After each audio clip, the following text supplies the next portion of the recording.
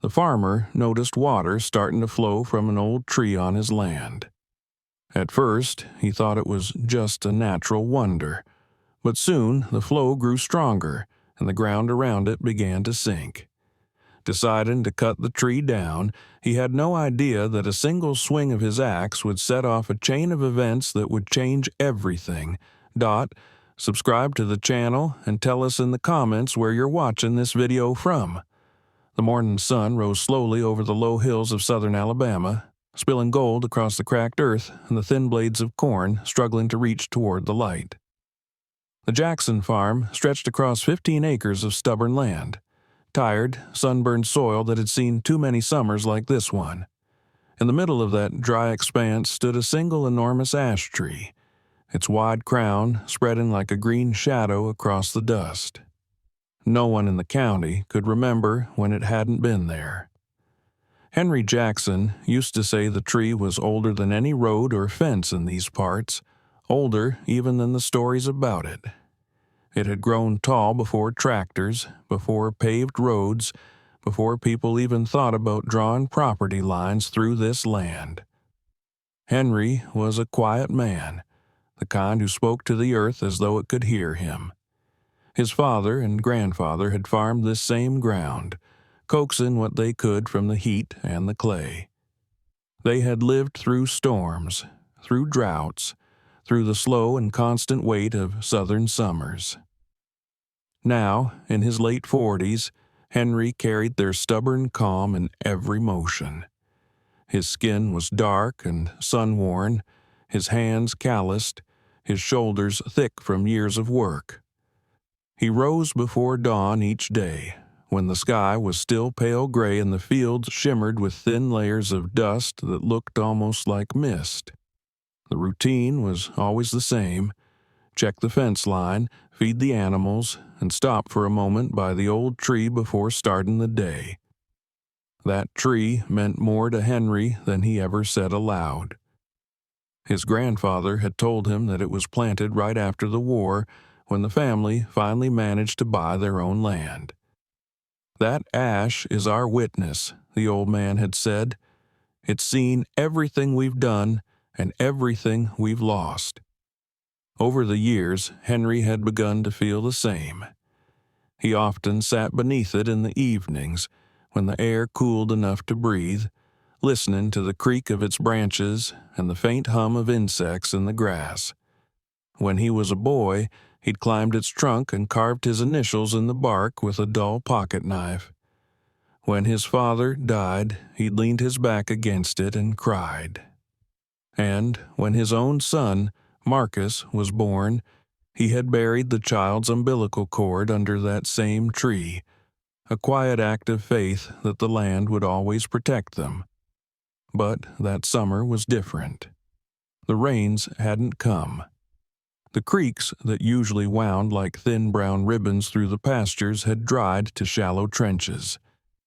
The air was thick and unmoving. Henry's wife, Mary, stood on the porch in the evenings fanning herself with a folded magazine and watching him pace the fields. She worried about the corn, about the animals, about the bills that came every month no matter how poor the harvest was. Henry rarely spoke about those things, but the lines in his face deepened with every sunrise. One evening, as the sun burned red behind the trees, Henry noticed something unusual near the ash. The ground beneath it looked darker than the rest of the field, almost wet. He frowned, crouched down, and touched the soil. It was damp, cool to the fingertips. He lifted his hand and rubbed his thumb and forefinger together. It wasn't sap, not mud, not even the sticky residue of insects. It was water. Real water, in a place where the earth had been bone dry for months. He stood and looked around, half expecting to see a leaking hose, a spill from the water tank, anything that could explain it. But there was nothing. The irrigation lines didn't reach that far, and he hadn't used the pump in weeks. The next morning, he returned to the tree. The patch of dark soil had widened, and faint droplets glistened on the rough bark, like morning dew that hadn't evaporated. He pressed his palm against the trunk. It was cool and slick. He sniffed his fingers. No smell of sap or resin, just clean, fresh water. He called Mary over to look. She bent down beside him, her brows knitting together. "Maybe the roots found something underground," she said. "You know, a spring or something." Henry shook his head. "There's no spring out here. There never was." Still, the sight stirred something uneasy in him. The tree looked healthy. Its leaves were green, its branches strong, but the presence of water where there should have been only dust didn't make sense. He remembered stories from old farmers in town about sinkholes, about water rising from below after long droughts, about how the land sometimes shifted without warning. Most of the time, those were just stories told to fill silence at the diner, but Henry had learned long ago that the earth kept its own secrets. He tried to ignore it for a few days. There was too much to do, repairing the chicken fence, checking the irrigation pump, clearing weeds from the edges of the field. But every time he walked past the ash tree, the dampness seemed to spread farther. The roots, usually hidden beneath a thin crust of dirt, glistened now as if washed clean. Even the air around it felt cooler. One afternoon, he caught Marcus standing by the trunk, letting water drip onto his hands. "Look, Dad," the boy said, laughing. "It's like the tree's sweating." Henry forced a smile, but his chest felt heavy. Trees didn't sweat. They didn't leak clear water in the middle of a drought. That night, he couldn't sleep. He sat by the window, watching the silhouette of the ash against the moonlight. The tree looked calm, almost peaceful, but something about it unnerved him. The air outside was so still that even the insects had gone quiet. Somewhere in the distance a dog barked, and then all was silent again. In the following days, the heat grew worse. The sky stayed cloudless, the ground cracked deeper, and the fields began to die. Yet, beneath the ash, the soil stayed wet. Henry started noticing a faint shimmer around the base of the trunk, as if a film of moisture was constantly moving there. He pressed his boot into the ground and watched water seep into the impression, filling it like a small footprint-shaped puddle. The water was cold, startlingly cold. When he mentioned it to the neighbors, they laughed it off. "You're lucky, Jackson," said one of them. "You've got a magic well in your tree." Henry smiled politely, but inside he felt only unease.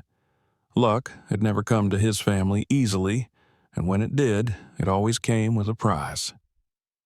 One evening, he walked the field at dusk, the sky painted in fading amber.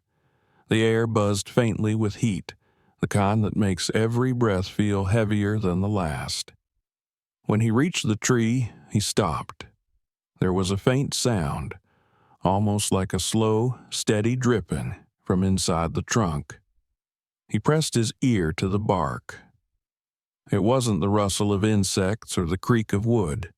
It was deeper, softer, rhythmic, like water moving through hollow spaces. The sound sent a chill up his spine. He drew back, staring at the tree as if seeing it for the first time. The roots, thick and twisted, disappeared into the soft soil. A few small bubbles rose where the earth met the base, breaking silently.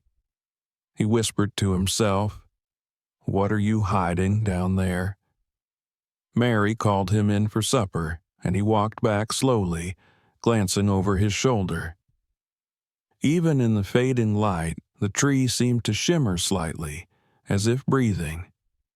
He told himself it was just the heat, the way light played tricks on tired eyes. But later, lying awake beside his sleeping wife, he couldn't shake the image of that glistening bark and the faint, impossible sound of water moving inside it. By the end of the week, Henry began to notice another change. The lower branches of the ash had started to sag, and some of the leaves near the base were turning pale. The soil, though damp, smelled faintly sour, like something beginning to rot. He wondered if the tree was sick, if maybe the water had come from decay inside the trunk. The thought of losing it pained him more than he expected. That tree was the last living link to his father and grandfather. He remembered the summers he'd spent sitting under its shade, listening to his father's stories about the old days, how his grandfather had bought the land for a handful of coins and a mule, how the family had survived the floods and the fires, how they'd always trusted the land to provide. Now the land was changing beneath his feet, and Henry didn't know what to trust anymore. He decided he would keep watch over the tree. He told Mary not to worry, that he'd figure it out soon enough. But deep down, he felt something shifting, something bigger than drought or soil or seasons. Each night, the sound of dripping grew louder, though he could never quite tell if it came from the tree or from below it. He began to dream of water rising through cracks in the ground, of fields turning into mirrors that reflected a sky heavy with rain that never fell. In those dreams, the old ash stood alone in a vast plain of water, its roots reaching down into black depths. And each time he woke, the air in the room smelled faintly of damp earth, as if the dream had followed him back. When dawn came, Henry went out to the porch, coffee cup in hand, and looked toward the tree again. The sunlight caught the wet bark, making it glisten like metal. A crow perched on one of its branches, cawed once, and flew away. Henry felt the same strange stirring in his chest, a sense that the land was trying to tell him something, that the quiet he loved so much was not peace anymore but warning. He didn't yet know what it meant, but he could feel the weight of it pressing from beneath the ground, patient and alive. He turned back toward the house, the last of the coffee cooling in his cup. Behind him, the ash tree stood motionless in the light, its roots sunk deep in the trembling heart of the earth. The faintest ripple passed through the soil at its base, unnoticed, like a sigh. And though Henry could not yet see it, something beneath that ancient field had begun to move. The days that followed brought no relief from the heat. Each morning, Henry stepped out onto the porch before sunrise, hoping to see a hint of clouds gathering on the horizon, but the sky stayed empty and pale, like bleached linen stretched above the world. The grass along the fence line had turned the color of straw, and when the wind came, it carried dust instead of cool air. The only place that looked alive was the patch beneath the ash tree, where the ground stayed damp, as if rain fell there and nowhere else. At first, Henry tried to tell himself that it was a blessing. Maybe, he thought, the roots had tapped into something deep underground, some forgotten pocket of moisture. It wasn't impossible. The land had once been a swamp before it was cleared for farming. Maybe that water was just coming back to the surface. But the longer he watched, the less it felt like a gift and more like something out of place. A wrong note in a familiar song. He noticed that the droplets on the bark had thickened into slow-moving streams. They crawled down the trunk in winding lines that glistened in the sunlight, seeping into the dirt around the roots. Every time he passed the tree, he could hear the faint sound of dripping. It wasn't loud, just steady, as if the heart of the tree were leaking away. When he pressed his ear against the bark, the sound was clearer, a hollow rhythm, the whisper of water moving through spaces it shouldn't exist in. Mary didn't like how much time he spent out there. "You're worrying yourself sick over a tree," she said one evening as she folded laundry on the porch. "Whatever's happening, it's nature. It'll stop when it's supposed to." Henry didn't answer. He stood at the edge of the field, watching the last light fade behind the tree. The air shimmered with heat, but under that tree, the air seemed cooler, heavy with the smell of wet earth. He could see the moisture glinting on its trunk even from the porch, a silver thread winding down the bark. The next morning, he walked out early before the sun had climbed over the hills.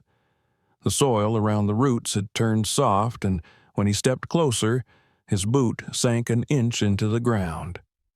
He pulled it free with a squelch and crouched down. A thin trickle of clear water was seeping from a crack in one of the thick roots, pooling slowly at the base. He dipped his fingers into it and felt the cold bite of deep water, far colder than anything that belonged to the surface in July. By midday, the damp patch had widened. He called out to Marcus, who was helping with the chickens. "Come look at this," Henry said. The boy jogged over, wiping his hands on his jeans. "It's leaking," Marcus said with a grin, "like a faucet." He pressed his fingers against the root, watching water bead between them. "You think it's bad?" Henry frowned. "I don't know what it is." He knelt and examined the soil again. If there's a leak underground, it could wash out the roots. Might bring the whole tree down. That night, after supper, they sat together by the fan in the kitchen. The air smelled faintly of cornmeal and sweat. Mary reached for his hand across the table. "It's just one tree, Henry. Let it be. You can't fix everything the earth decides to do." He looked at her, his face drawn and thoughtful. "Maybe. But when the land starts acting strange, you don't ignore it. You listen." She sighed and shook her head, used to his stubbornness. The following day, Henry walked to the general store in town for supplies. He mentioned the leaking tree to a couple of old farmers sitting by the door. They laughed and told him it was probably nothing. "Maybe that tree's found a way to pray for rain," one of them joked. Another, an older man with a thin gray beard, grew quiet. "Sometimes the land sweats before it breaks," he said. "You keep your eye on that." The others laughed him off, but Henry didn't. On the way home, those words settled in his mind like a splinter. That evening, clouds finally gathered in the distance, but they brought no rain. The sky flashed with heat lightning, and the air carried the scent of something metallic. Henry went out to the tree with his flashlight. The beam of light caught the bark, and the water running down it sparkled like thin veins of silver. He pressed his palm against the trunk again. It was cooler than before, unnaturally cool, as if it held something living deep inside. He felt a pulse, faint but real, the throb of water pushing outward. The next day, the ground beneath the tree had sunk slightly. It wasn't much, just enough to notice that the base of the trunk seemed lower than before. He drove a metal stake into the ground to mark it. When he checked again that evening, the stake was leaning. The soil had softened further.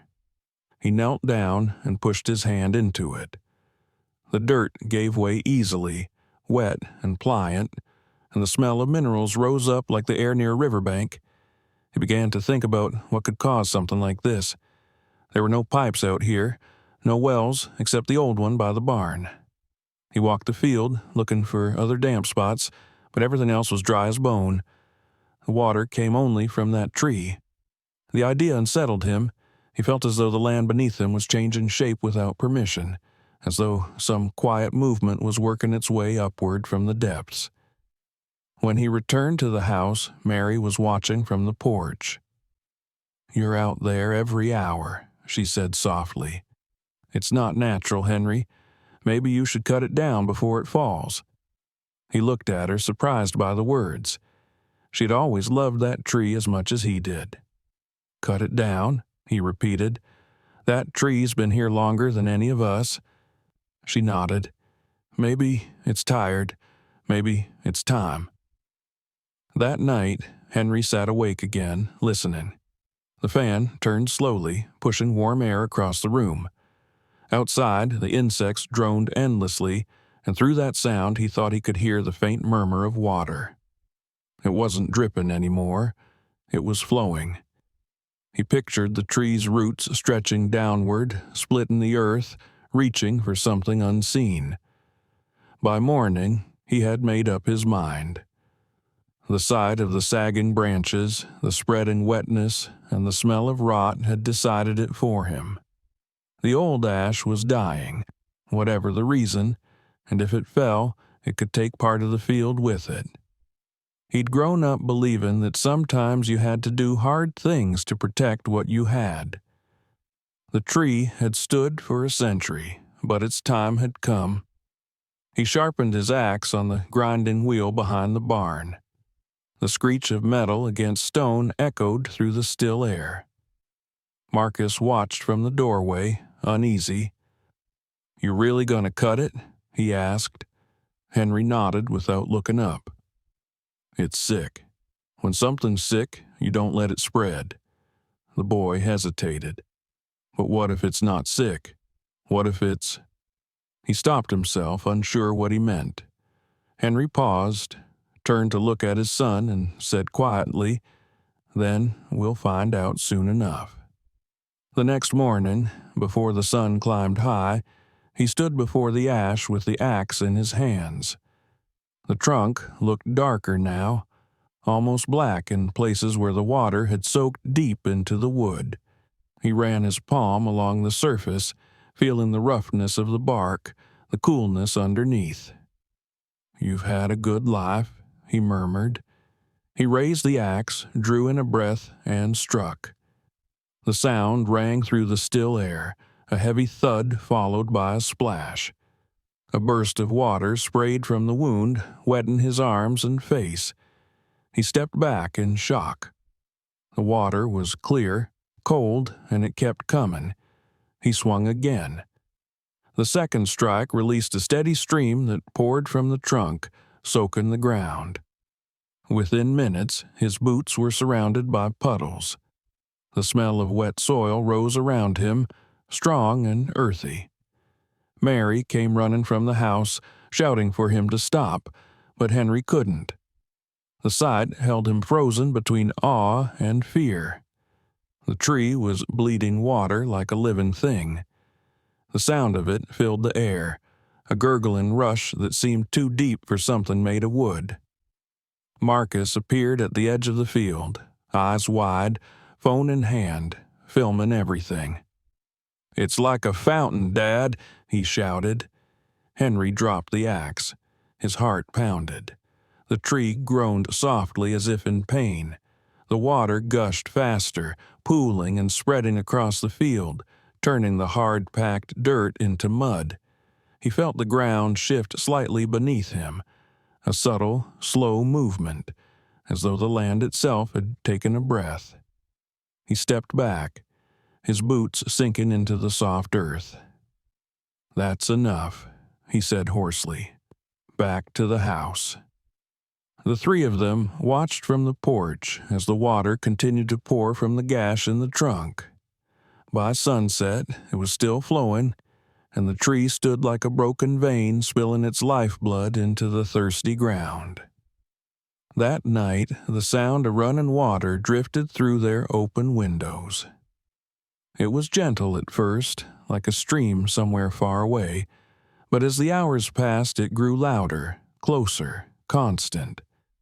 Henry lay awake, staring at the ceiling, his mind filled with questions he couldn't answer. Beneath the steady whisper of water, he thought he heard something else, a faint, low hum coming from the earth, deep and endless, as if the world below were stirring in its sleep.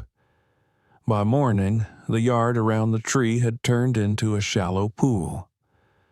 The soil that had been dry and cracked a week ago was now a smooth, glistening surface of mud.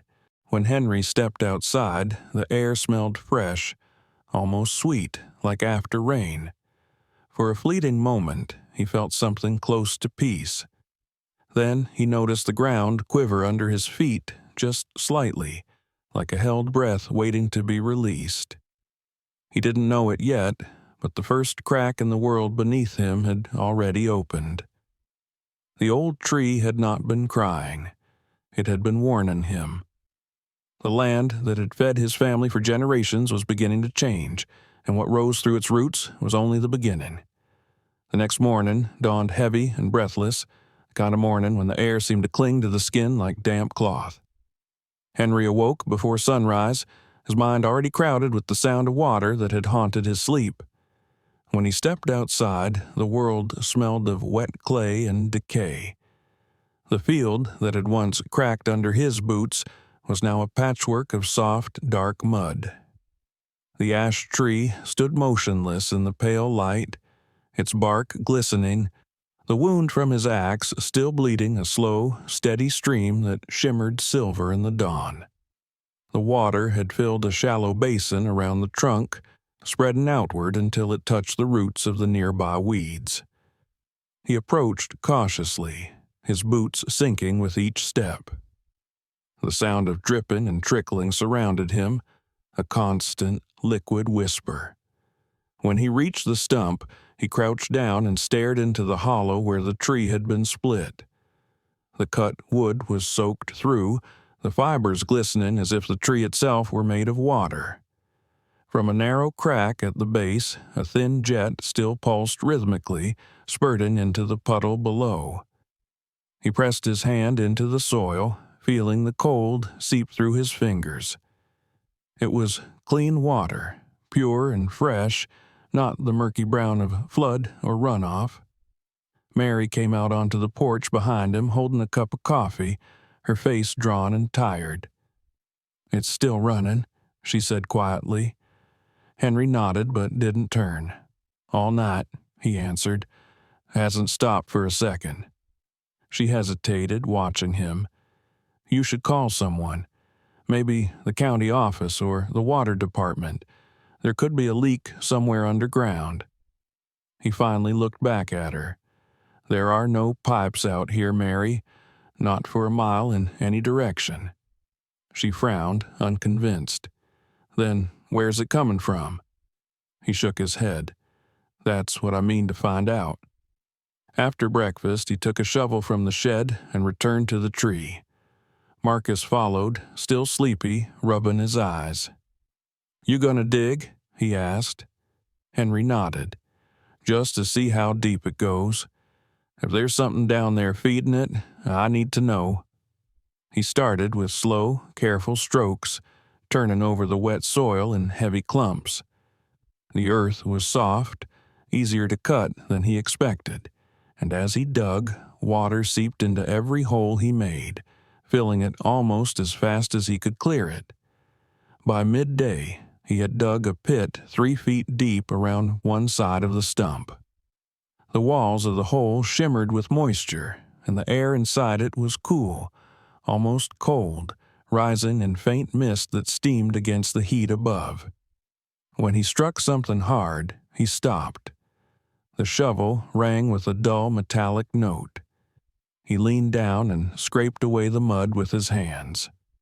At first he thought it was a rock, but the surface was too smooth, too uniform. He wiped it clean until a round, rust-colored shape appeared beneath his fingers. It wasn't stone. It was metal, old and solid, like the side of a buried tank. "Marcus," he called, his voice tight. "Bring the flashlight." The boy ran to the truck and came back with a small LED torch. Henry took it and aimed the beam into the hole. The metal gleamed faintly, streaked with rust and mud. He followed its curve downward with his hand, feeling the shape. It was large, circular, maybe 4 feet across, and it seemed to continue below the surface. A faint vibration pulsed through it, as if something beneath was moving slowly. "What is it?" Marcus asked, crouching beside him. Henry didn't answer right away. He tapped the metal with the shovel handle. The sound that came back was hollow, deep, echoing from a space that seemed to stretch far below. He straightened up and looked toward the house. Mary was standing on the porch again, shielding her eyes from the sun, watching them with growing concern. That night, Henry couldn't sit still.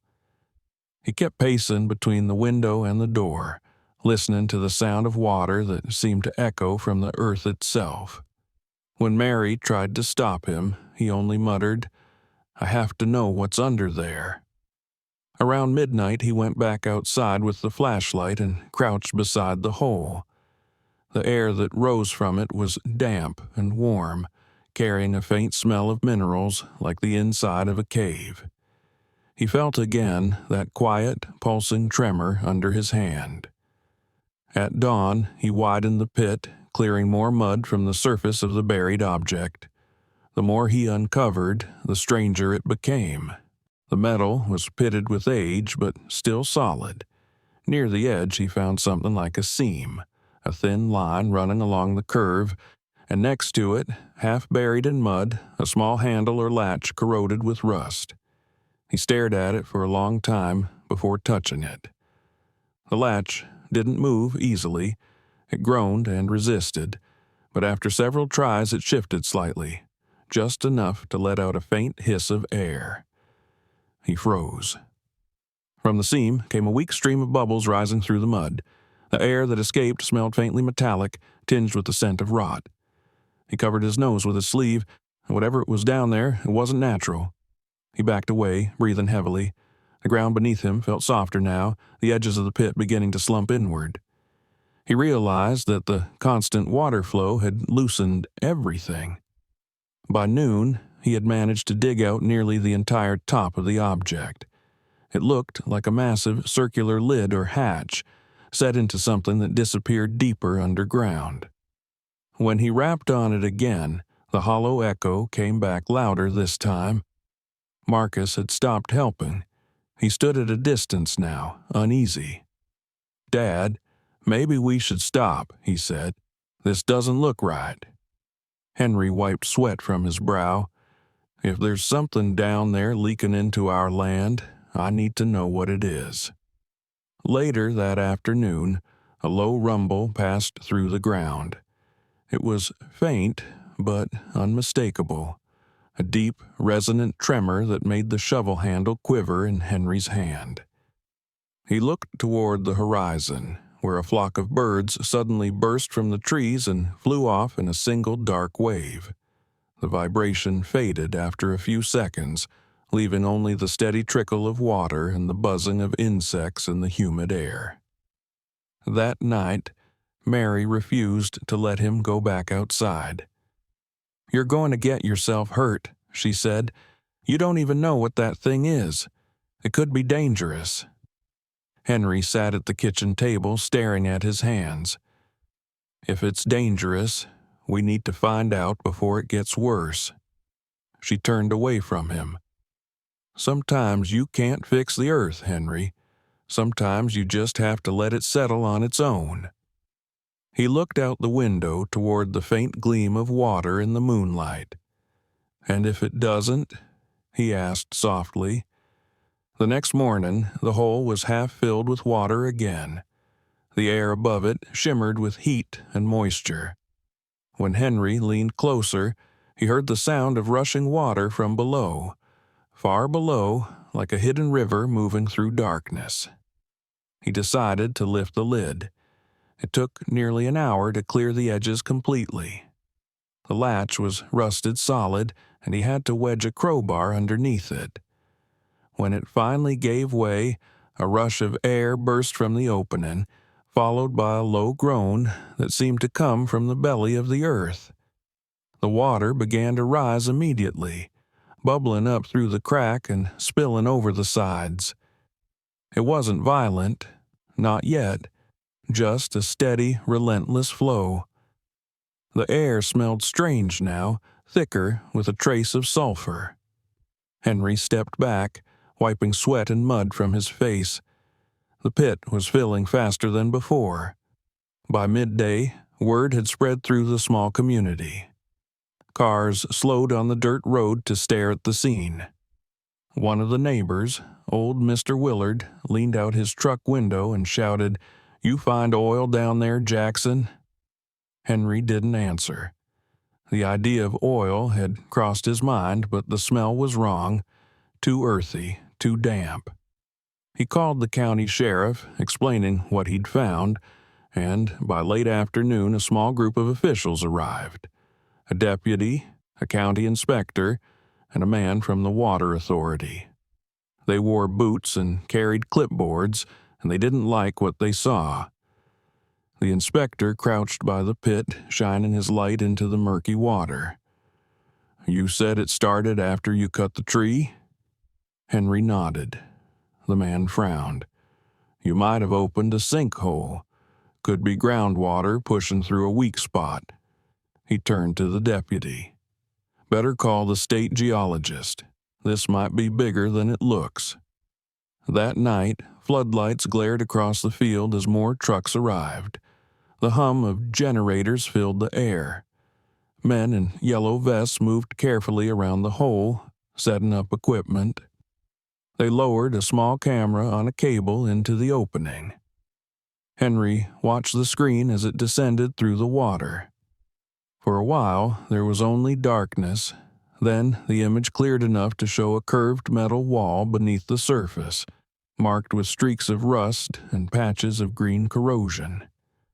As the camera went deeper, strange patterns came into view.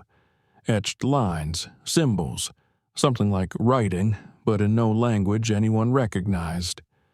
The inspector muttered under his breath, "What the hell is that?" Another man replied, "Could be military, maybe an old storage tank, left over from something." But Henry could see the doubt in their faces. The object was too deep, too old, and the material didn't look like anything he'd seen before. When they pulled the camera back up, the water in the pit had turned cloudy. The inspector told Henry to stay inside the house until they knew more. "Could be chemical runoff," he said. "We'll test it in the morning."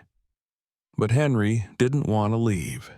He stood by the field long after the others had gone, listening to the soft gurgle of water rising through the broken earth. It sounded alive, like breath.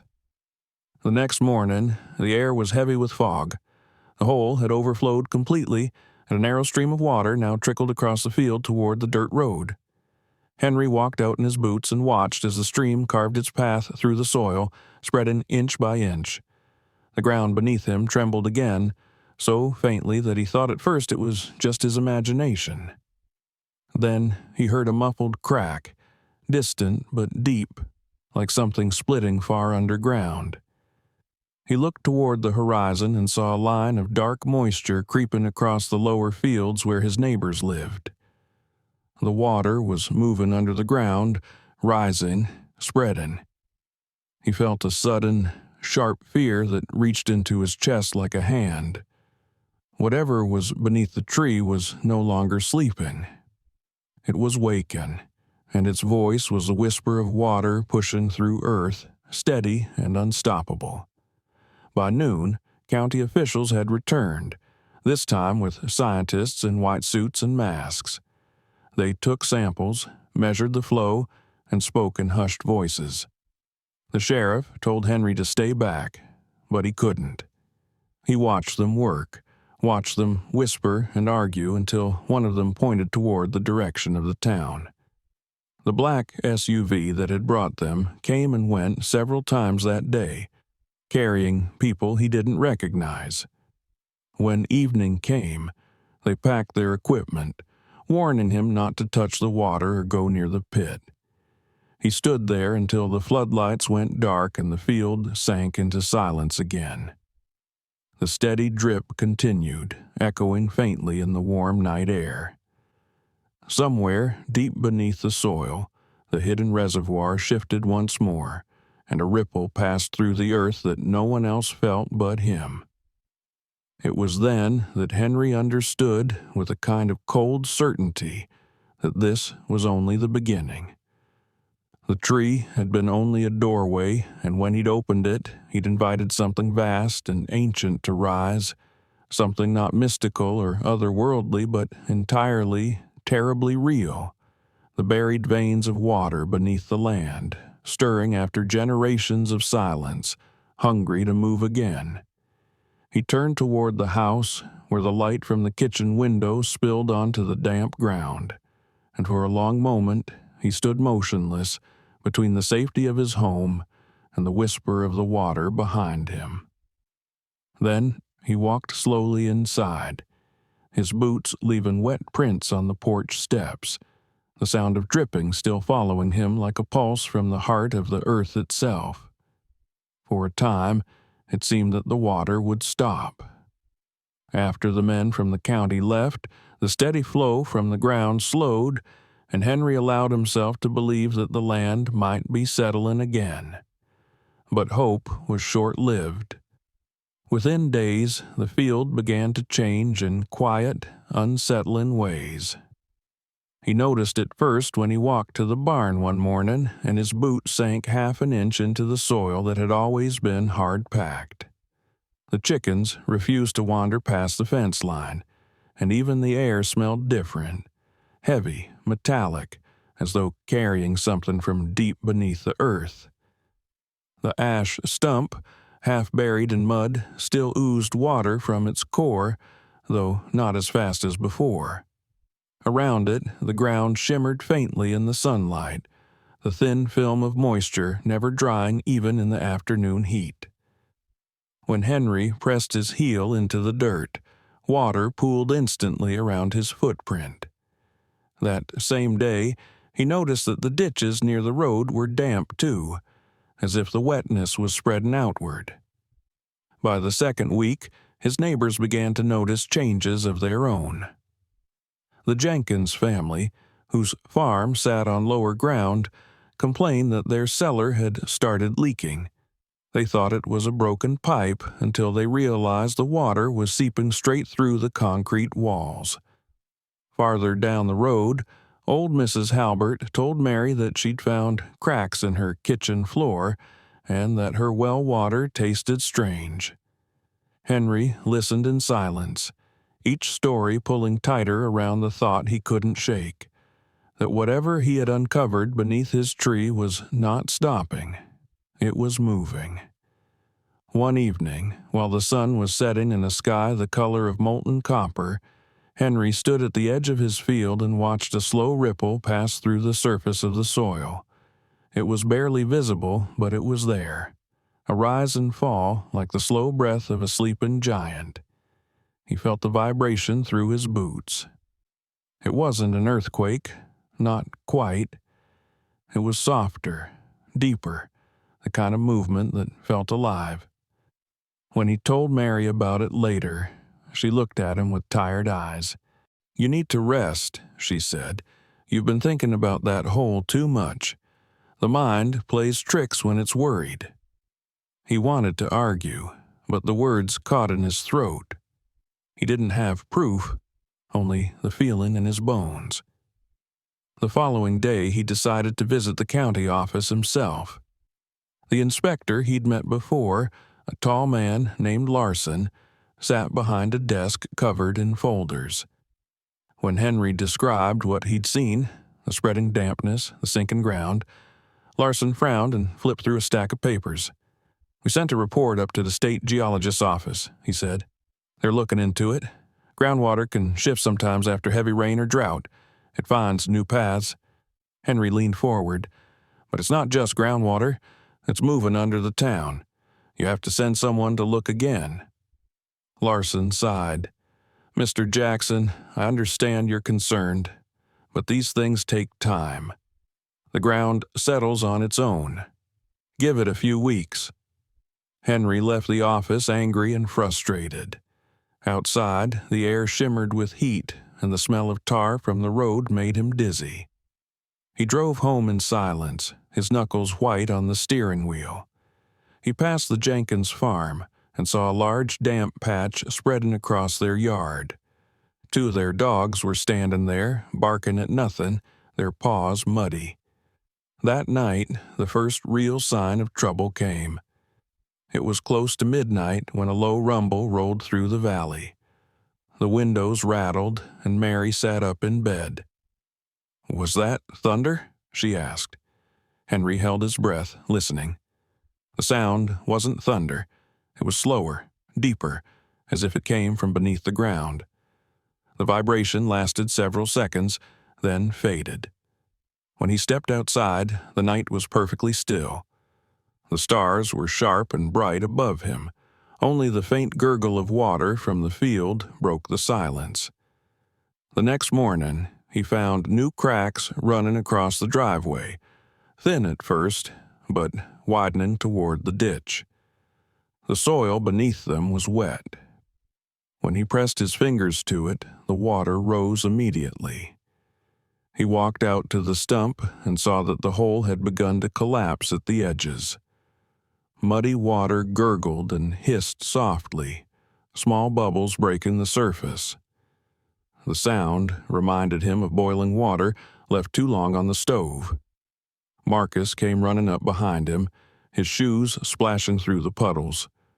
"Dad, the road by the Jenkins place caved in. Mr. Jenkins said his truck nearly fell in." Henry turned sharply. "Anyone hurt?" "No, but they called the sheriff. They said the ground just gave way, like it was hollow underneath." Henry felt his stomach twist. He looked toward the horizon where the Jenkins farm lay and saw a faint mist rising from the fields. It wasn't fog, it was steam. The idea that the ground itself might be heating from below filled him with dread. He remembered the warm air that had come from the hole when he first opened it, the faint metallic scent. He had thought it was just trapped gas or decay. Now he wasn't so sure. By afternoon, the sheriff himself came to the house, a broad man with a lined face and calm eyes. "Mr. Jackson," he said, removing his hat, "we've got folks saying this water business started here on your land." Henry nodded. "That's true. It began under that old tree of mine." The sheriff sighed. "The county's bringing in a geologist tomorrow. I need you to keep everyone away from that hole till then. We don't want anyone falling in." Henry looked past him toward the stump, the sun glinting off its wet surface. "It's not just a hole anymore," he said quietly. That evening, the sky darkened with heavy clouds for the first time in weeks, but no rain came. The air felt wrong, thick with the promise of a storm that refused to break. The insects were silent. Even the crickets had stopped their endless singing. Mary lit a lamp and pulled the curtains closed. "It feels like the whole world's holding its breath," she said. Henry didn't answer. He sat by the window, staring out at the dim outline of the tree stump. Every few minutes he thought he saw the surface of the field shift, a faint shimmer as if something beneath was pressing upward. When the geologist arrived the next day, he brought equipment that looked too delicate for the mud and heat. He was a thin man named Dr. Reeves, with tired eyes behind smudged glasses. After setting up his sensors and taking readings, he came into the house to talk. "Mr. Jackson," he said, "there's an unusual amount of moisture moving under this area. It's not a broken main, and it's not from rain. We think you may be sitting on top of an ancient aquifer, a water-bearing formation deep below the limestone. Normally, it stays trapped, but sometimes shifts in the rock can release it." Mary looked relieved. "So, it's just water?" The geologist hesitated. "Water, yes, but there's more. The readings show pressure building. If the layer below collapses or the water finds a faster outlet, you could have a serious subsidence issue. Ground could cave in." Henry felt a chill move through him. "What kind of collapse?" The man sighed. "Hard to say. Depends on the size of the cavity. We'll need to drill farther out to know for sure." They worked late into the evening. A drilling truck arrived and bored into the ground at 3 different points around the field. Each time, the drill hit empty space much sooner than expected. When they lowered a camera into one of the holes, the monitor showed open water beneath, dark, swirling, reflecting the light like an eye. Reeves watched the screen silently for a long time before saying, "That's not supposed to be there. That's at least 40 feet higher than it should be." By now, the neighbors had gathered near the fence, whispering among themselves. The sheriff tried to keep them back, but curiosity drew them closer.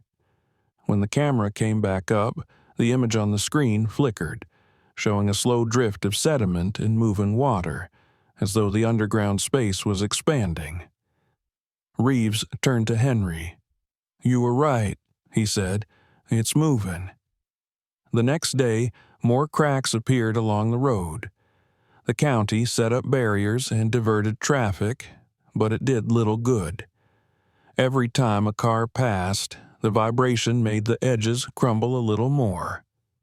The Jenkins family left their home and moved in with relatives uptown. The Halberts packed their belongings too, saying the smell in their basement had become unbearable. The town newspaper sent a reporter, and by the following morning, a news van was parked near the Jackson property, cameras pointed at the field. Henry hated the attention. Reporters asked questions he couldn't answer. When it started, how much water there was, whether he'd known the land was unstable. He told them the truth. He had no idea. All he'd wanted was to protect his farm. That night, when the lights from the news van finally dimmed and the sound of generators faded, he sat on the porch with Mary and Marcus. The boy leaned against him, half asleep. "Will it stop, Dad?" he asked. Henry looked toward the field, where the faint gleam of water shimmered under the moon. "I don't know," he said, "but if it doesn't, this whole place might change." Sleep was impossible. The house creaked with the sound of shifting soil, and every few hours came a deep, muffled groan from beneath the ground, as though the earth itself were stretching. At dawn, Henry went out to check the field. The pit where the metal hatch had been uncovered was now almost gone, swallowed by mud. Only a swirl of dark water marked its center. He stood there for a long time, listening. Beneath the steady hum of cicadas, he heard it again, the slow, rhythmic throb, like the pulse of something immense buried under his land. He turned toward the house, meaning to wake Mary, but stopped when he saw movement out of the corner of his eye. The soil near the fence line shifted visibly, a soft ripple traveling through it like a wave under fabric. It moved from one end of the field to the other and disappeared. Then came the sound, a deep pop followed by a long, sighing hiss. The ground sank slightly in one spot, releasing a puff of mist. Henry stared, his breath caught in his throat. That evening, as the sun bled red across the horizon, Dr. Reeves returned with more men and equipment. They spoke in urgent tones, glancing often toward the road. When Henry pressed him for answers, Reeves finally said, "The underground cavity's expanding faster than we expected. The pressure's not from gas or steam, it's water forcing its way through the rock. If it keeps rising, it could undermine everything built on top of it." Henry's voice was steady, though his hands trembled. "How far?" Reeves hesitated. "Maybe a mile radius, maybe more." When night fell, the first of the lower houses near the creek began to flood from beneath. Water poured up through cracks in the floors, clear and cold. The sheriff ordered temporary evacuations, but most people refused to leave, thinking it would pass. Henry watched the lights of their homes from his porch, each one flickering faintly against the dark. He felt a crushing weight of guilt. He had been the first to see it, the first to open the ground, and now he could only wait for whatever came next.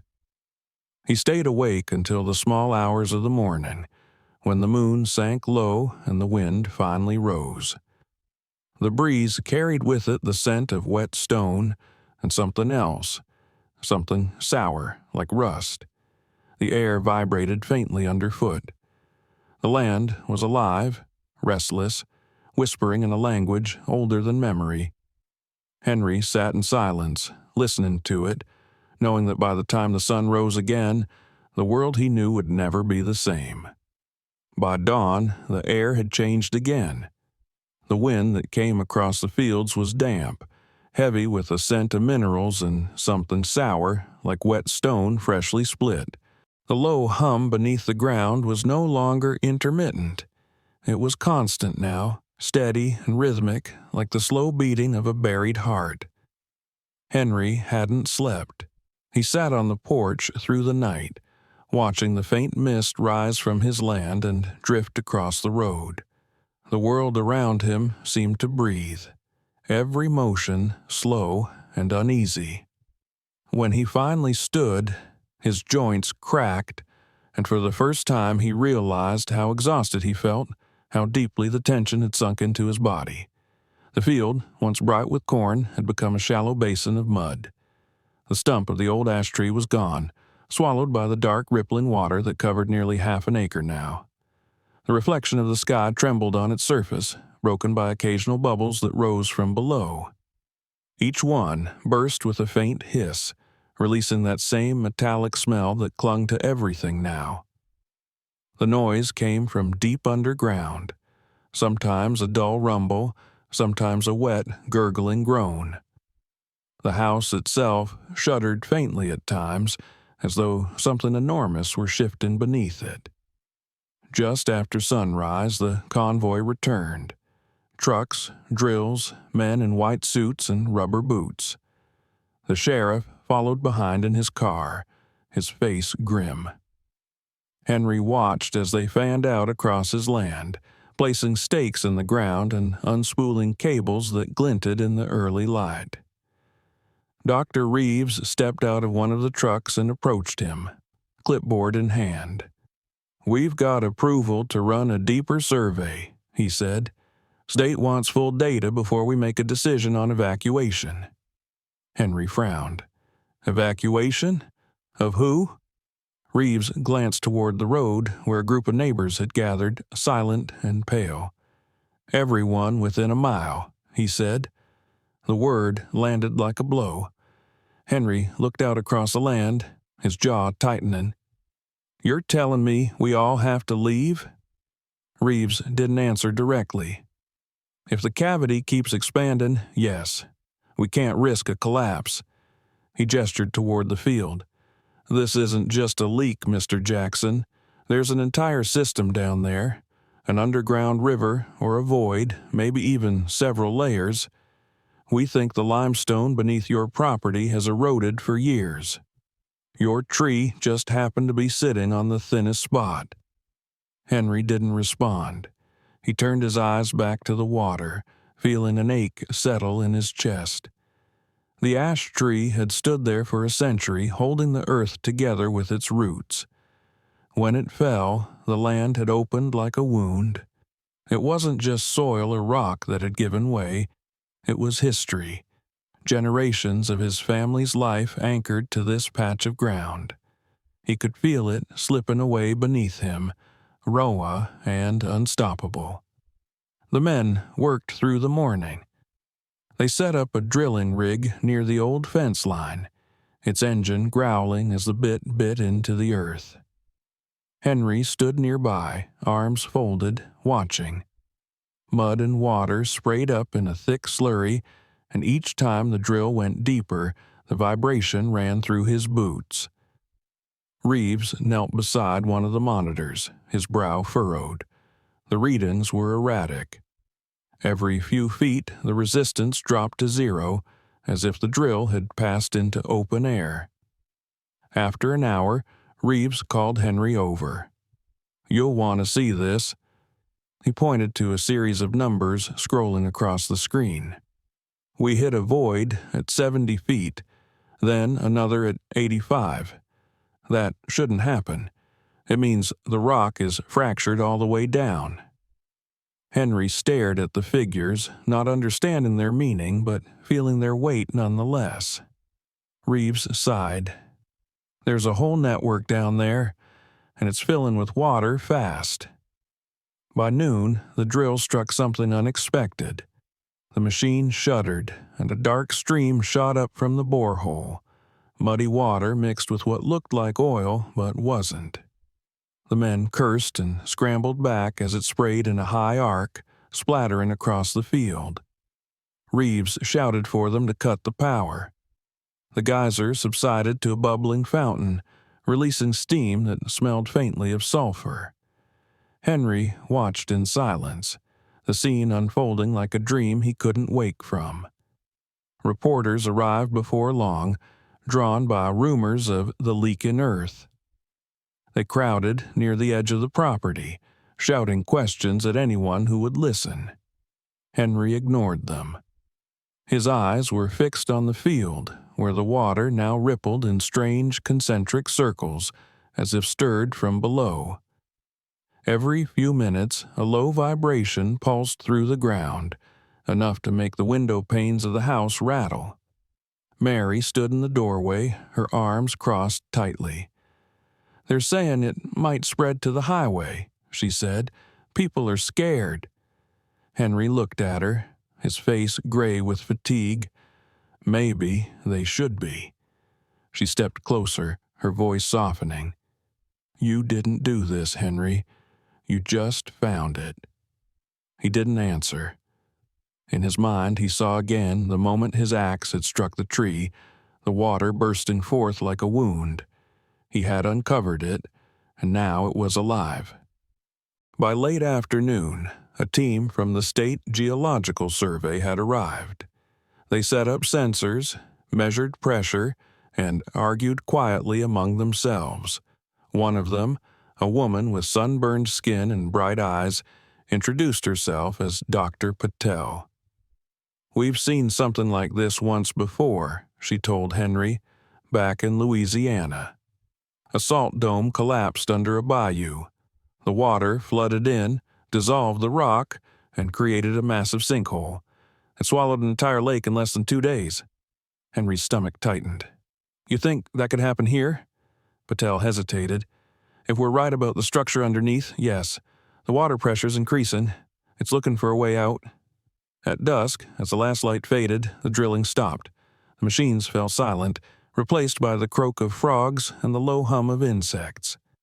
Reeves and Patel stood together by the edge of the pit, their faces lit by the glow of a portable lamp. Henry joined them, the damp earth squelching under his boots. Patel pointed toward the water. "Do you see that?" she asked. The surface was trembling slightly, and faint ripples moved outward from the center. "That's not wind. That's displacement." Reeves added quietly, "Something's collapsing down there." Moments later, a deep, echoing sound rose from below, the unmistakable crack of breaking rock. It rolled through the ground like thunder, making the men stumble. Then came a splash, enormous and muffled, as if something massive had fallen into a hidden sea. The ripples spread outward, slapping against the muddy banks. Reeves swore under his breath and began shouting orders. The workers ran to secure the equipment, but Henry barely heard them. He was staring at the field, frozen in place. The vibration grew stronger, shaking the fence posts until one of them toppled. Birds burst from the trees, wheeling frantically against the darkening sky. The sound grew deeper, more insistent, a dull roar rising from beneath their feet. For a moment, the entire field seemed to heave upward, and then it settled again with a shudder that sent small waves across the flooded ground. Silence followed, thick and absolute. When the noise finally stopped, Reeves exhaled shakily. "We've lost part of the lower layer," he said. "It's open now, The cavity's connected to something bigger. He turned to Patel. We have to alert the county.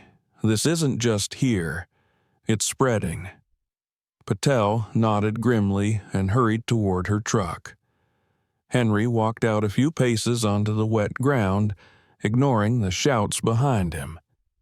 The mud sucked at his boots, but he didn't stop until he stood near the center of what had once been his cornfield. He knelt and touched the surface of the water. It was warmer than before, almost hot. The faint current brushed against his fingers, flowing from somewhere unseen. It felt alive, as if the earth itself was exhaling. That night, they set up a monitoring station by the road. The sheriff ordered the neighbors to stay away, and a few families left town altogether. The rest gathered on their porches, watching the strange glow of floodlights from Henry's land. The sound of pumps and generators carried through the humid air. From time to time, a distant rumble rolled beneath the ground, followed by the faint splash of something shifting in the unseen depths. Inside the house, Mary tried to pack a few things, but Henry stopped her. "We can't leave yet," he said. "Not until I know what's happening." She looked at him with tired eyes. "And what if there's nothing you can do?" He didn't answer. He only walked back to the window, staring out at the restless field. In the early hours of the morning, a sharp noise woke him. A crack, loud enough to shake the glass. He ran outside barefoot, the mud cold between his toes. A new fissure had opened across the far edge of the property, running straight toward the road. Water poured from it in thin streams, carrying bits of clay and grass. He knelt beside it and listened. The sound coming from below was unmistakable now, rushing water, fast and endless, like a river flowing through stone. When dawn broke, the scientists returned to measure again. Their instruments confirmed what Henry already knew in his gut. The underground chamber was collapsing inward, and the pressure was rising faster than before. Reeves looked pale as he read the data. "It's not just one cavity anymore," he said. "It's a whole system. The water's carving tunnels through the rock. If the ceiling gives way, it could swallow everything above it." By midday, state officials arrived to begin the evacuation. Trucks rolled through the town, loudspeakers calling for residents to leave immediately. Some obeyed, others refused. Henry stood in his yard, watching the exodus. His land, his home, the fields his father had plowed, all of it was now declared unsafe. Yet he couldn't move. The thought of abandoning the place felt worse than facing whatever waited below. The workers packed their equipment as the sky darkened again, thunder rumbling in the distance. Reeves approached Henry one last time. "You should go with them," he said quietly. "You've done enough. It's not your fault." Henry looked out over the field where the water shimmered faintly under the stormlight. "It started here," he said. "I can't walk away from that." Reeves hesitated, then nodded and walked off without another word. As night fell, the first drops of rain began to fall, hissing as they hit the warm surface of the flooded ground. The air vibrated faintly, alive with the tension of the storm and the unseen current beneath the soil. Henry stood alone in the doorway, the wind tugging at his shirt, the thunder rolling closer. Somewhere deep below, the earth shifted again, and the sound that rose up through the rain was neither thunder nor wind. It was the voice of the buried river, rising to claim what the years had hidden. The first flashes of lightning illuminated the field, and for an instant Henry saw the water swirl violently, as if something massive was moving beneath it. He didn't move. He only stood there, drenched in rain, watching as his land trembled, the world around him caught between collapse and revelation. The secret that had slept beneath his fields for a century was no longer hidden, and the land that had once been his salvation had become his undoing. The rain came harder through the night, relentless and heavy, turning the air into mist and the roads into rivers of clay. Lightning flashed beyond the hills, each strike lighting the valley for a heartbeat and vanishing again into darkness. Henry sat by the window, watching the storm roll across his fields. The water that had pooled around the remains of the ash tree now churned in the wind, its surface broken by ripples that ran in every direction. The earth was no longer breathing quietly. It was moving, restless and alive. Every rumble of thunder seemed to echo from beneath the ground instead of the sky. By dawn, the storm had not stopped.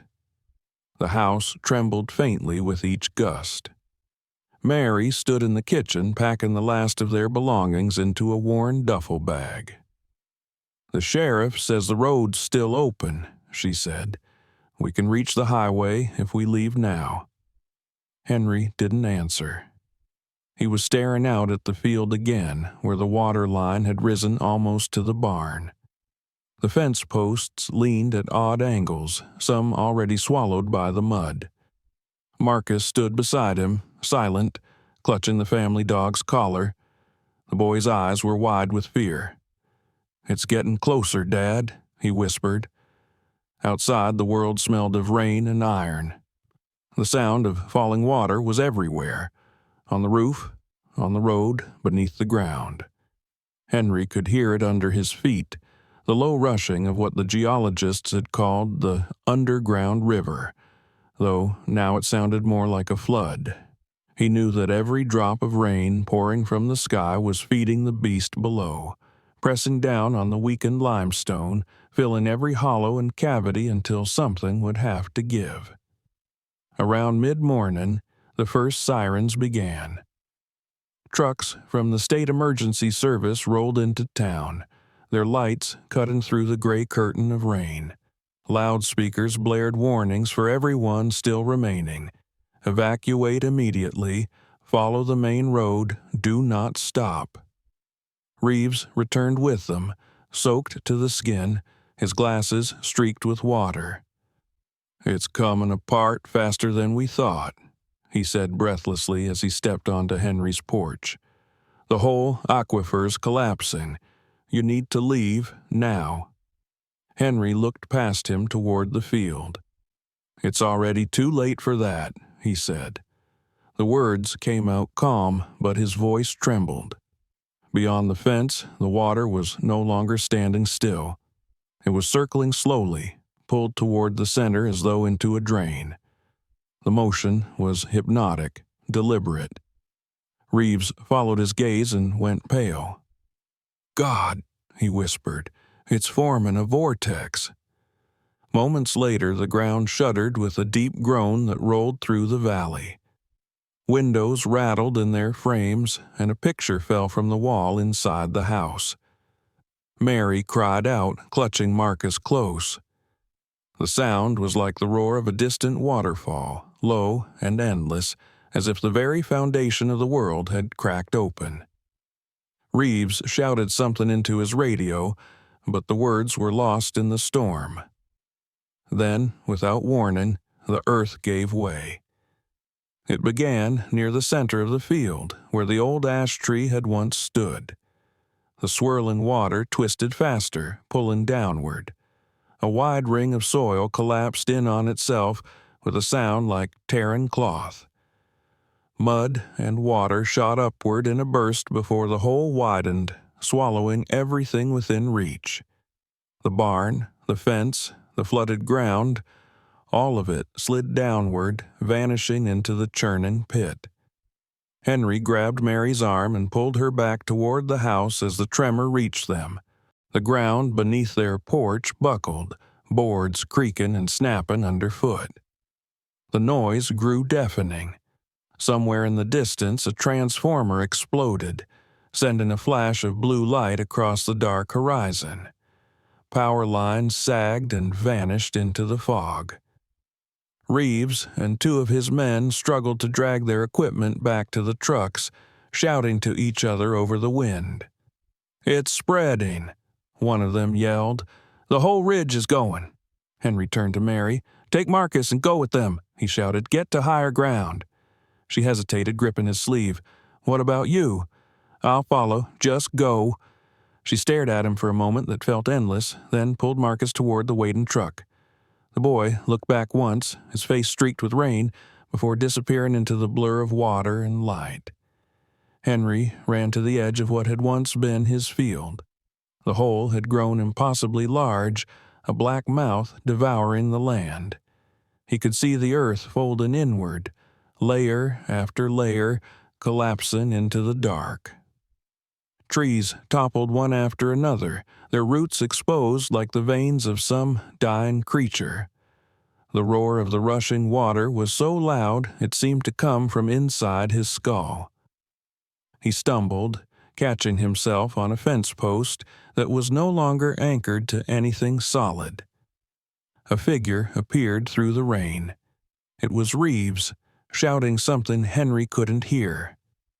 The geologist pointed toward the far side of the field, where cracks were opening in the road.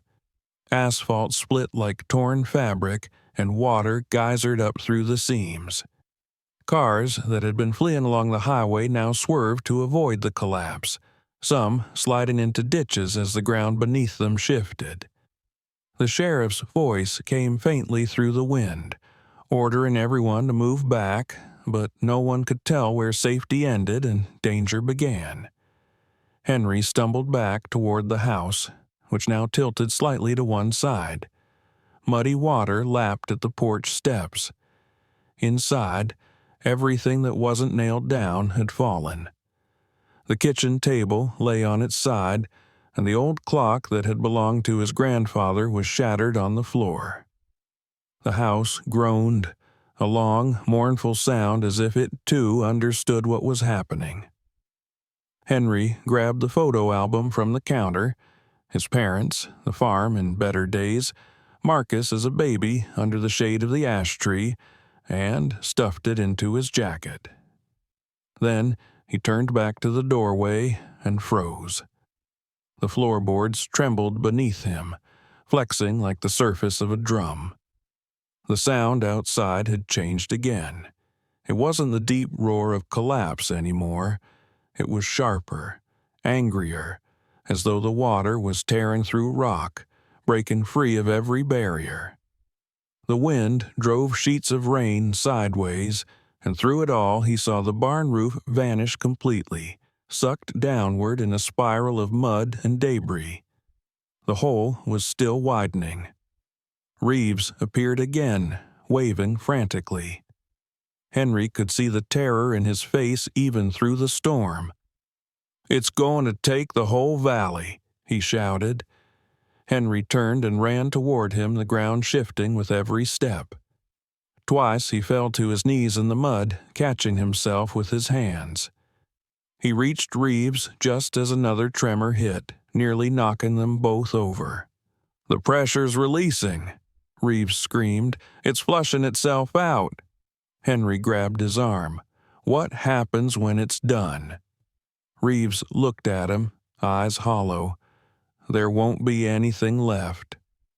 The sound that followed was like nothing Henry had ever heard, a single, violent crack that seemed to split the air apart. The horizon dipped. The last row of trees on the far side of the property tilted and fell as the earth beneath them disappeared. The pit deepened, swallowing everything, the water within now a violent whirlpool of brown and gray. Mud sprayed upward in tall, twisting columns. Reeves shouted something and pushed Henry backward just as the ground at their feet tore open, a jagged rift running straight toward the road. Henry fell hard onto his back, his ears ringing. For several seconds there was only chaos. Flashes of light, the crash of collapsing earth, the metallic clang of equipment being pulled into the abyss. Then, slowly, the noise began to fade. The rain still fell, but softer now. The roaring had become a hollow hiss, the sound of water settling. Henry pushed himself up, his limbs shaking. The field was gone. In its place stretched a vast, circular basin filled with churning, muddy water. The edges steamed in the cool air. The barn, the trees, the fences, all of it had vanished.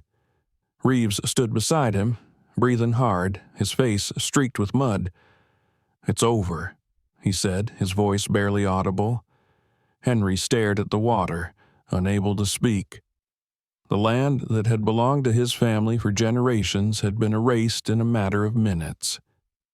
The house still stood behind him, but it was tilted and cracked, its foundation half buried in the shifting ground. He could hear the creak of the wood as it settled, uncertain whether it would hold. In the distance, emergency lights flashed through the fog. Trucks were lined up along the ridge, their engines idling, their drivers staring in stunned silence. Henry could see Mary and Marcus standing near one of them, the boy wrapped in a blanket, his small figure trembling. The sight of them filled him with relief and despair all at once. He wanted to go to them, but his legs wouldn't move. Reeves touched his shoulder gently. "You should leave this place," he said. "It's not safe. The water will rise again when the lower chambers flood." Henry nodded slowly, but his eyes stayed fixed on the basin. The rain had stopped now, and the surface of the water was eerily calm, broken only by the slow drift of debris. The mist rising from it shimmered faintly in the gray light. It was hard to believe that just days ago he had walked there, plowed those fields, sat beneath that tree. Now it was all part of the same silent lake. When he finally turned toward the road, his knees nearly buckled. Reeves supported him until they reached the trucks. Mary ran to him, throwing her arms around his neck. "You're here," she whispered. He nodded, holding her tightly, feeling the tremor still running through her body. Marcus pressed against his side, clutching his arm. They stood that way for a long moment, while the storm clouds drifted away and the first weak light of the sun broke through. Behind them, the basin began to steam. The warm underground water met the cool morning air, sending up thick veils of vapor that rolled across the ruined land. The valley looked like a ghost of itself, stripped bare, every sound muffled by mist. Reeves was already speaking to the other officials, outlining containment measures, but his words barely reached Henry. All he could hear was the faint, distant echo of water moving underground. Slower now, but still there, like a heartbeat that refused to die. When they finally led him away from the site, Henry looked back one last time.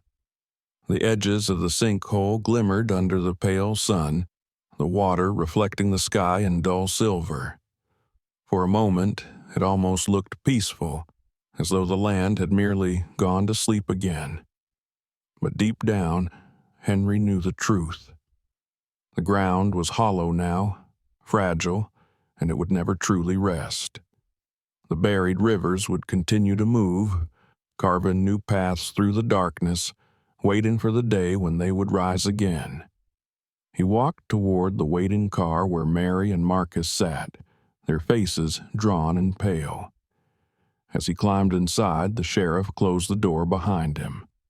The car pulled away slowly, tires slipping in the mud. Through the rear window, Henry watched the mist swirl above the basin, drifting upward until it blended with the clouds. The valley disappeared behind them, swallowed by distance and rain, and with it went everything he had ever known. The day the earth opened would be remembered as a natural disaster, a geological event, something for reports and headlines. But for Henry, it was something else entirely. It was the day his land had spoken its final truth, the day it had revealed what it had hidden all along, that beneath every field, every root, and every foundation, there is something vast and patient, something that waits for the right moment to rise. And when it does, no man, no memory, no love can hold it back. The days that followed the collapse moved like ghosts, drifting without shape or sound. The rain stopped, but the valley stayed veiled in mist for almost a week, a white haze that hung low over the new lake where the Jackson farm had been. The air was thick with the scent of wet clay and scorched metal from the broken machinery that now lay buried beneath the mud. What had once been a living place, fields golden with corn, the hum of insects, the laughter of a family in the yard, had turned into an empty stretch of gray water that reflected nothing but the overcast sky. The county had sealed off the entire area, and guards stood at the roadblocks to keep people away. They called it the Jackson Sink, though Henry couldn't bring himself to use that name. To him, it wasn't a sinkhole. It was a grave.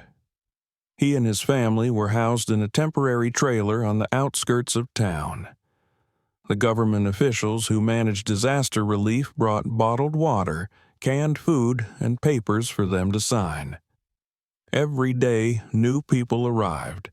Reporters, engineers, politicians, all talking in low voices about structural collapses and subsurface erosion, about what could have been done and what couldn't. But none of them had seen what Henry had seen, the slow breathing of the earth, the terrible calm before it opened. To them, it was a case study. To him, it was a wound that would never close. At night, when Mary and Marcus were asleep, Henry sat outside the trailer in a folding chair, staring towards the faint line of trees that marked the edge of the restricted zone. Even from there, he could see the faint shimmer of water when the moon was bright. Sometimes he thought he heard the old sounds of the farm, the clucking of chickens, the creak of the barn door, the whisper of wind through the ash tree's branches. But when he turned his head, there was only the hum of the generators from the relief station. One morning, a week after the disaster, 2 officials arrived to escort him back to the site for a final survey. Reeves was among them, looking older, thinner, his eyes shadowed from sleepless nights. The road leading into the valley was unrecognizable.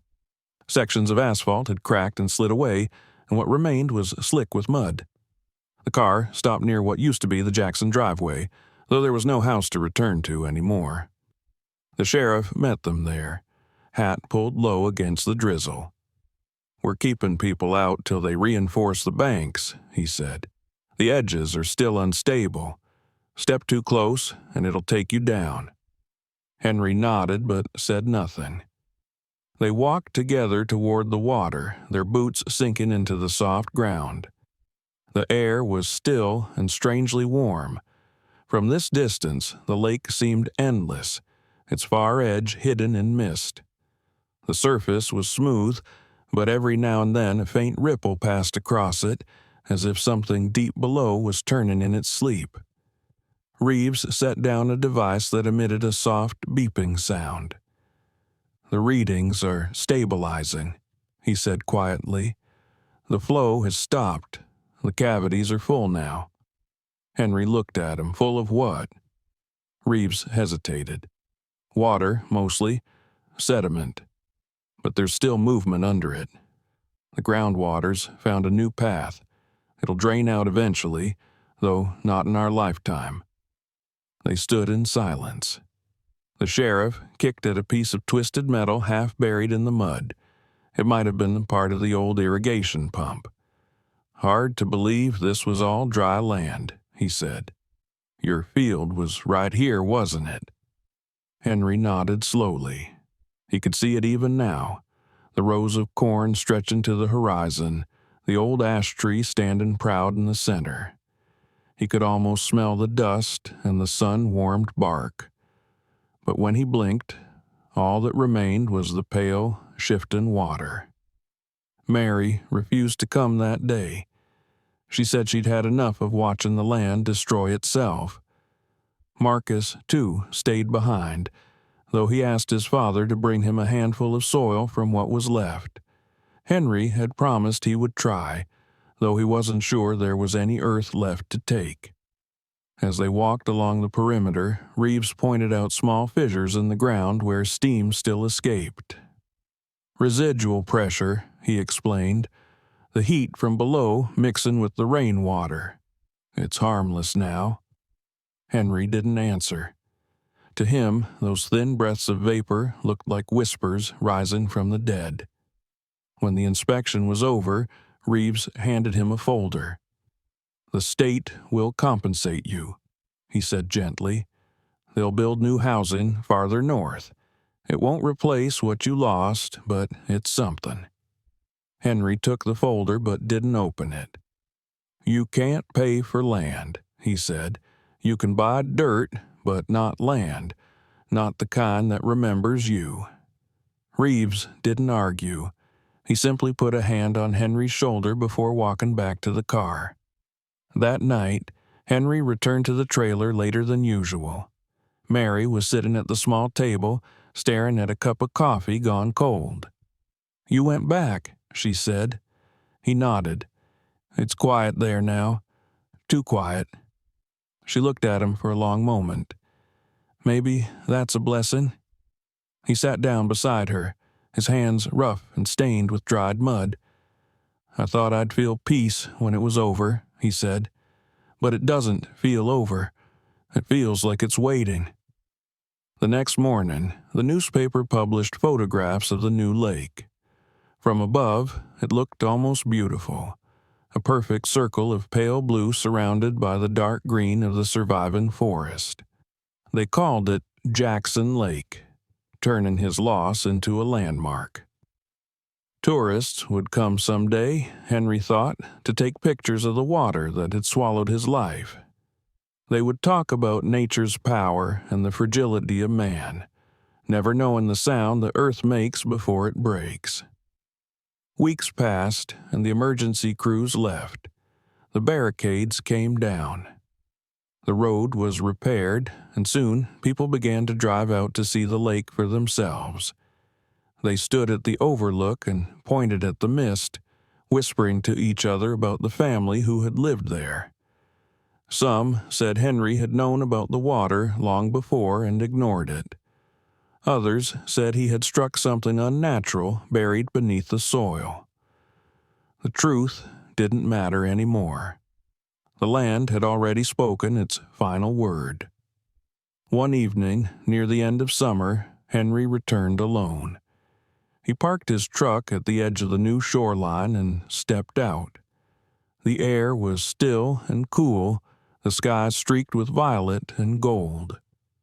The water stretched before him like a mirror, perfectly still. In the fading light, it was hard to tell where the surface ended and the sky began. He walked to the very edge, careful not to disturb the mud, and looked down. The reflection staring back at him was older than he remembered, lined, hollow-eyed, marked by everything the last months had taken. He stayed there for a long time, listening.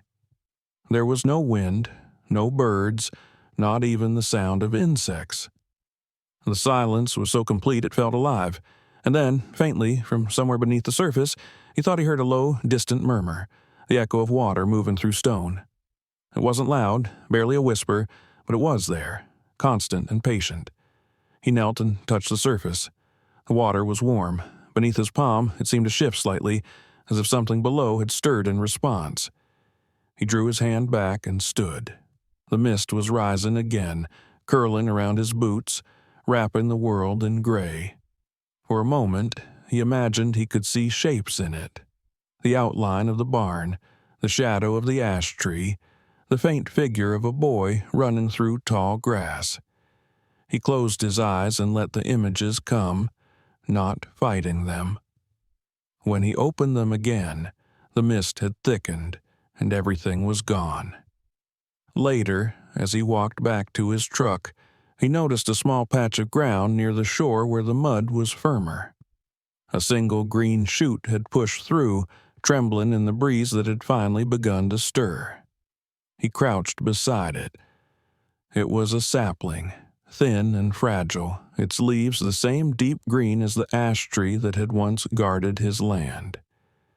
He smiled for the first time in months. The earth, it seemed, was not finished speaking. It had simply changed its voice. When he returned to the trailer, Mary was sitting on the steps looking at the sunset. Marcus was beside her, sketching in a notebook.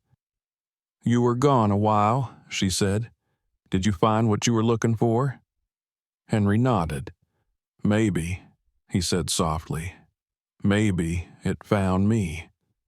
He took a small spade from the truck bed and a burlap sack filled with the moist soil he had gathered from the edge of the lake.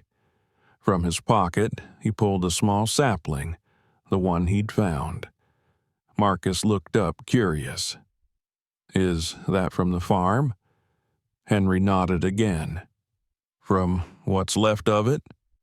He dug a shallow hole beside the trailer, pressed the sapling into the earth, and covered its roots. Then he stood, wiping his hands on his jeans. "There," he said, "a new start." Marcus stared at the small tree. "Will it grow?" Henry smiled faintly. "If the earth wants it to." Over the next days, he visited it often, watering it in the mornings, checking its leaves at dusk. The ground around it was rich and dark, the kind that remembered rain. The neighbors who passed by would sometimes stop and watch him work, whispering that he was trying to bring back what the land had taken. But Henry didn't mind. He wasn't trying to rebuild the past. He was listening for the present, for the soft rhythm of the world settling back into its own breath. Months later, when autumn came and the leaves turned red and gold across the hills, the little sapling had doubled in height. Henry stood beside it, his shadow long in the evening light. The lake was quiet now, its surface calm, its edges grown with reeds and wild grass. The town had moved on. People stopped talking about the collapse. But Henry still came to the shore sometimes, standing alone as the sun sank behind the water. One evening, a young reporter approached him there, notebook in hand. "Mr. Jackson," she said gently, "they say you saved a lot of lives. If you hadn't cut that tree, no one would have known what was happening underground."